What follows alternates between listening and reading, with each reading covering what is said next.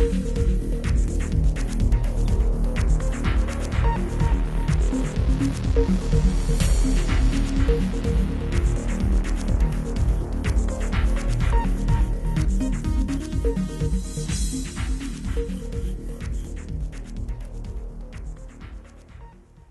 drill. It really is that easy. Or let me rephrase that. It really can be that easy when you're working with a well-carved kit and perfect bow drill form. Today, we're going to talk about perfect bow drill form.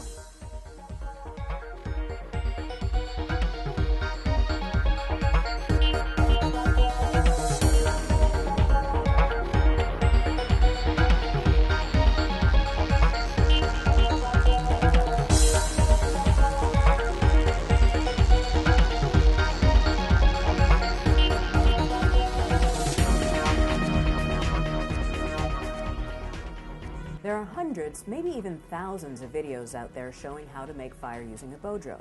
And a lot of them have really good instructional information. But of the ones that I've watched, for the most part, the people doing the demonstrating are working much harder and much longer and using far more energy than is actually necessary. And that's why in this video, we're going to be talking about perfect bow drill form. In the kit I'm using today, both my fireboard and my spindle are made from a seasoned eastern white cedar from an old fence post, and my flex bow is strung with nylon cordage. But whether I'm using this kit or one where all the materials come from Home Depot or one where all the materials are gathered strictly off of the landscape, proper form does not change. I'm going to assume that you already have some experience either making or attempting to make fire using a bow drill and already know how to make a kit. Again, I'm going to be concentrating strictly on form, and we'll only be discussing our kit when there are changes that you could make that will actually help you improve your form. When done properly, bow drill is fast, fluid, and easy. And when you work with the physics of fire, the truth is that it should only take about 30 to 45 seconds for you to get a coal. If it takes longer than that, something needs to be adjusted. But don't take my word for it. Let's break it down. Being a lefty, I hold my bow in my left hand, which is my dominant hand, and kneel on my left knee. If you're right-handed, you'll do the opposite, holding your bow in your right hand and kneeling down on your right knee. Now I'm going to place my foot on the board with just about a finger's width between my socket and my foot. I have my bow in my left hand, and I take my spindle in my right hand with the pointy end facing up. I'm going to dive that pointy end down in between the string and the bow, wrap it around, and pull it towards me. Let me show you that again. Pointy end, dive down in between the string and the bow, wrap it around, and listen for the snap. It's important that the cordage is that tight around the spindle. If my spindle can travel at all along the cord, then when I'm bowing, I'm going to be wasting energy with my bow moving and my spindle staying still. So look at the way I'm kneeling down.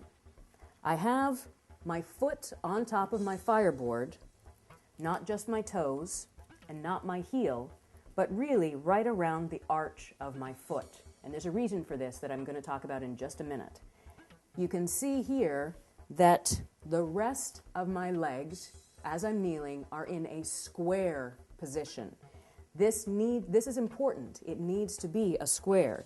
And that my knee is virtually directly behind my ankle. I should be able to stay in this position indefinitely. It should be that comfortable. My foot is just kind of out over to the side here, making a triangle, and that allows me to stay in this position stably. Stability is a key aspect of proper bow drill form.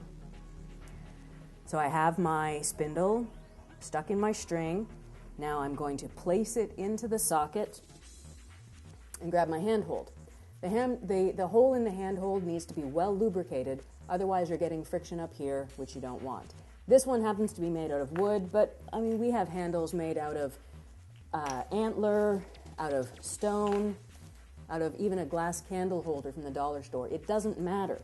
The important thing for your proper form is that your handhold fits comfortably right in the center of the palm of your hand.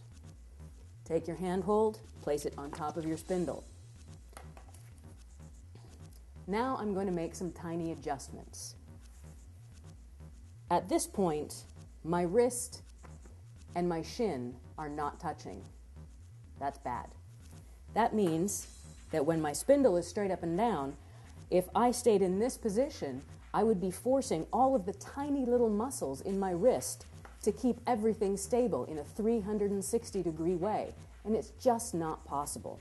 Instead, I'm going to create my perfect square. I'm going to make my spindle be straight up and down. You can see that it's not angled this way or this way or this way or this way. It's going to be straight up and down. And now I'm going to move my foot into a position where my shin is touching my wrist.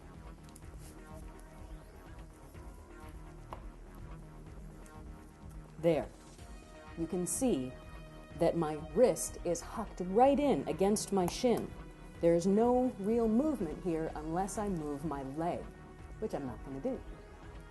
I'm also not going to hunch all the way down like this over top of my bow.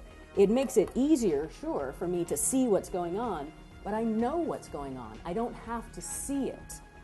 I want to keep my arm straight so that I can use the full force of my upper body to lean down onto my spindle.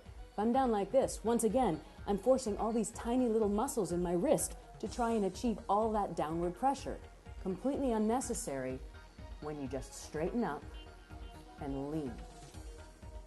So I have my bow, now I'm holding it at the end. You can see that quite clearly, not up here in the middle. I'm going to hold it at the end. Again, check my form, press down, and slowly but carefully, smoothly and fluidly, start to move the bow.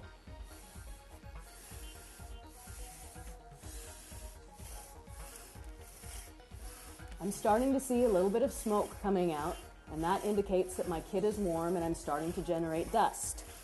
Once again, speed completely unnecessary at this stage of the game. Nothing is going to happen until I have dust filling up the entire notch. So I'm just slow, smooth, using the entire length of the bow. If I only use this little tiny area of my bow, I'm using, again, way more energy than I need. Use the entire length. You can also see that my bow is parallel with the ground. If your string is traveling up and down your spindle, I can almost guarantee you that your bow is being held at an angle either with the tip down or with the tip up. Just keep the bow parallel to the ground at all times, and you'll achieve minimal string travel. My notch is now pretty much full of dust, and you can see that I'm not breathing heavy. I'm still talking to you in a normal tone of voice. I'm not gasping for air. It's effortless and easy, all because of proper form. Now I'm just going to take a moment to ignite my coal.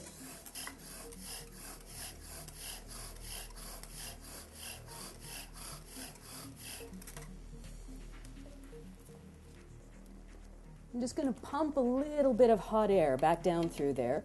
That also helps to, hopefully, loosen the coal out of the board so it doesn't get stuck. And there it is. Easy, effortless, beautiful little bow drill coal. So now you've seen it for yourself.